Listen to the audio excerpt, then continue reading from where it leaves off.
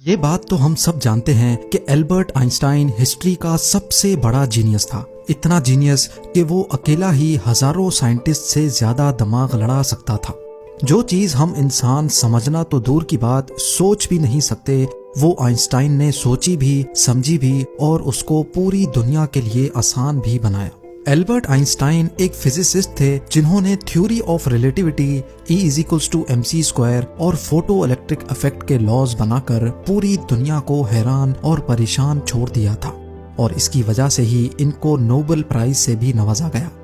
इनकी extra ordinary सोचने और समझने की सलाहियत देखकर लोग समझते थे कि आइंस्टाइन के पास एक स्पेशल ब्रेन है जो हम आम इंसानों से काफी ज्यादा मुख्तलिफ है। इस बात का खुद आइंस्टाइन को भी अंदाजा था। इसी वजह से वो नहीं चाहते थे कि मरने के बाद इनकी बॉडी के किसी भी हिस्से पर रिसर्च की जाए, बल्कि उन्होंने तो ये इंस्ट्रक्शंस दे रखी थी कि मरने के बाद इनकी बॉडी को जलाकर राख कर दिया जाए। लेकिन फिर वही हुआ जिसका आइंस्टाइन को डर था। 18 अप्रैल 1955 को प्रिंसटन हॉस्पिटल में जब आइंस्टाइन का इंतकाल हुआ तो ऑटोप्सी के लिए यानी मौत की वजह जानने के लिए जो डॉक्टर आया उसने चुपके से आइंस्टाइन का ब्रेन निकाल लिया, क्योंकि उसको ये जानने की क्यूरियोसिटी थी कि दुनिया के सबसे बड़े जीनियस के ब्रेन में आखिर ऐसा है क्या। नाजरीन, आइंस्टाइन का ब्रेन चुराने वाले डॉक्टर थॉमस हार्वी थे, जिनको अपने साथ होने वाले अंजाम से ज्यादा इस स्पेशल ब्रेन को स्टडी करने में दिलचस्पी थी। कुछ दिनों के बाद जब प्रिंसटन हॉस्पिटल को डॉक्टर हार्वी की इस हरकत का पता चला तो उनको अपनी जॉब से हाथ धोना पड़ा। लेकिन डॉक्टर हार्वी आइंस्टाइन के बेटे हंस अल्बर्ट से जैसे तैसे करके ये परमिशन लेने में कामयाब हो गए कि वो उसके बाप के स्पेशल ब्रेन के अंदर छुपे राजों से पर्दा उठाकर उसको दुनिया के सामने लाना चाहते हैं। इस दिन के बाद से शुरू हुआ इस ब्रेन का एक लंबा तरीन सफर। डॉक्टर हार्वी एक पैथोलॉजिस्ट थे जो सिर्फ पोस्टमार्टम करना जानते थे। ये उनका सिर्फ ख्याल था कि वो इतने बड़े जीनियस के ब्रेन पर रिसर्च कर पाएंगे। अब कंडीशन ये थी कि डॉक्टर हार्वी प्रिंसटन हॉस्पिटल की जॉब से भी हाथ धो बैठे थे और अपने पैथोलॉजिस्ट का ओहदा भी। आइंस्टाइन का ब्रेन जो पहले ही डॉक्टर हार्वी प्रिजर्व कर चुके थे, वो इसको लेकर पेंसिल्वेनिया के शहर फिलाडेल्फिया ले गए, जहां उन्होंने ब्रेन की कई फोटोज ली और फिर उसको 240 छोटे छोटे पीसेज में काटकर हर पीस को अलग अलग जार में प्रिजर्व करके अपनी बेसमेंट में छुपा दिया। इसी मसले को लेकर डॉक्टर हार्वी का अपनी बीवी के साथ कई बार झगड़ा होता रहता था, क्योंकि उनकी बीवी अक्सर ये धमकी देती थी कि वो इस ब्रेन को उठाकर कहीं फेंक देगी। एक दिन झगड़ा इतना बढ़ गया कि दोनों मियां बीवी को डाइवोर्स लेकर अलग होना पड़ा और डॉक्टर हार्वी ब्रेन लेकर कैंसस के शहर विचिटा चले गए, जहां वो एक बायोलॉजिकल टेस्टिंग लैब में मेडिकल सुपरवाइजर की नौकरी करने लगे और यहाँ वो अपने फारिग टाइम में आइंस्टाइन के ब्रेन पर खूब स्टडी करने की कोशिश करते। इसके बाद कई बार वो अलग अलग जॉब छोड़कर मुख्तलिफ शहरों में ये ब्रेन लेके घूमते रहे। कई साल गुजर चुके थे लेकिन डॉक्टर हार्वी आइंस्टाइन के ब्रेन पर कुछ खास रिसर्च ना कर सके। उल्टा उनका मेडिकल लाइसेंस ही कैंसिल कर दिया गया और नौबत यहाँ तक आ गई कि उनको एक प्लास्टिक की फैक्ट्री में जॉब स्टार्ट करनी पड़ी।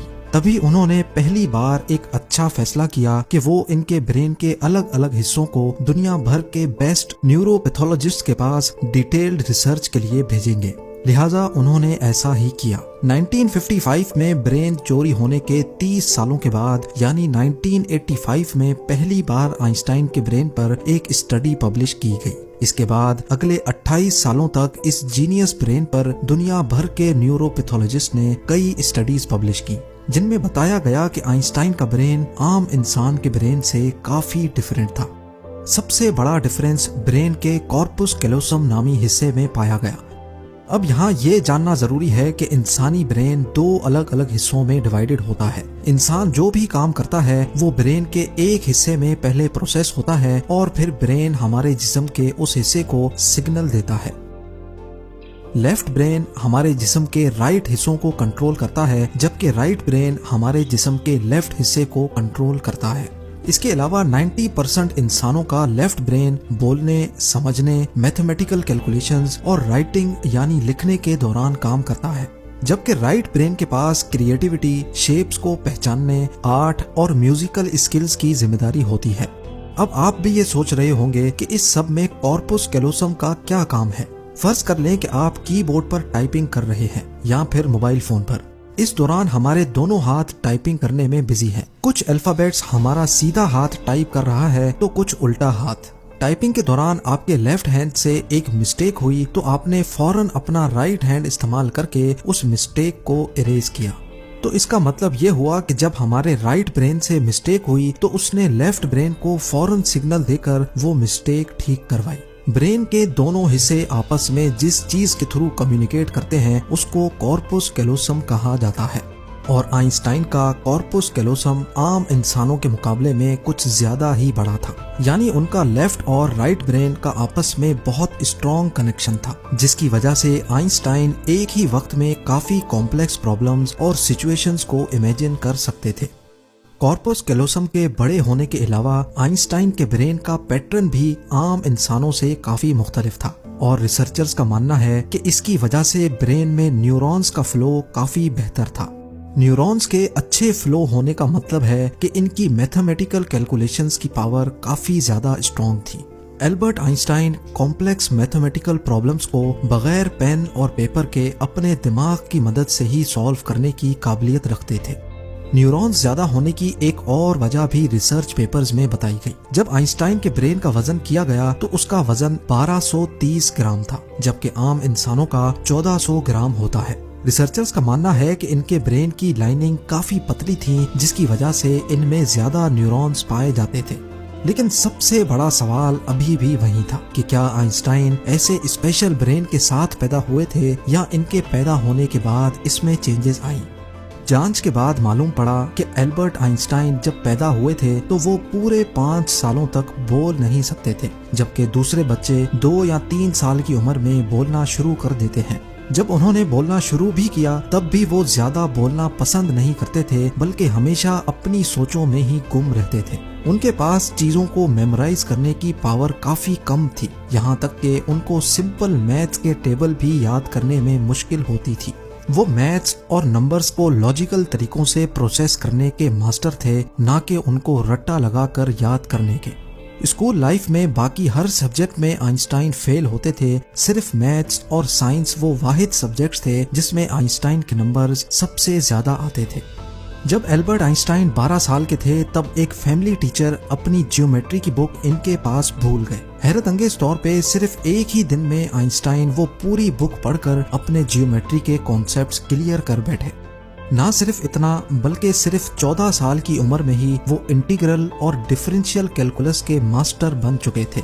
मैथ्स और साइंस में इनकी इतनी स्ट्रॉन्ग ग्रिप थी कि जब वो क्लासरूम में कोई सवाल पूछने के लिए हाथ खड़ा करते थे तो प्रोफेसर्स घबराने लगते थे, क्योंकि आइंस्टाइन के अक्सर सवाल टीचर्स के भी ऊपर से गुजर जाते थे।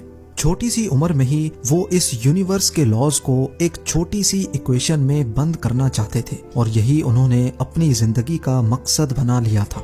26 साल की उम्र में आइंस्टाइन ने 4 रिसर्च पेपर्स पब्लिश करके पूरी दुनिया को हैरान कर डाला और इसी वजह से उनको पीएचडी की डिग्री और ह्यूमैनिटी के लिए आला किरदार अदा करने की सूरत में नोबेल प्राइज से भी नवाजा गया। इसका अंदाजा आप सिर्फ इस बात से लगा लें कि आज भी आइंस्टाइन की उन थीसिस के बिना साइंस बिल्कुल अधूरी है। कई डॉक्टर्स और साइंटिस्ट ने ये नतीजा निकाला कि आइंस्टाइन का ब्रेन उनके पैदा होने के बाद स्पेशल बना था, जिसकी सबसे बड़ी वजह यह थी कि जब उनको अपने सवालों का कोई जवाब नहीं मिलता था तो वो खुद अपने दिमाग की मदद से जवाब तलाश किया करते थे। छोटी उम्र में ही ऐसा करने से इनका ब्रेन उसी हिसाब से डेवलप होता गया। आज भी आइंस्टाइन का ये एक्स्ट्रा ऑर्डिनरी ब्रेन अमेरिका में वाक़े द मटर म्यूजियम में मौजूद है, जिसको बड़ी हिफाजत से माइक्रोस्कोपिक फिल्म्स में प्रिजर्व करके रखा गया है। उम्मीद है जेम टीवी की ये वीडियो भी आप लोग भरपूर लाइक और शेयर करेंगे। आप लोगों के प्यार भरे कमेंट्स का बेहद शुक्रिया। मिलते हैं अगली शानदार वीडियो में।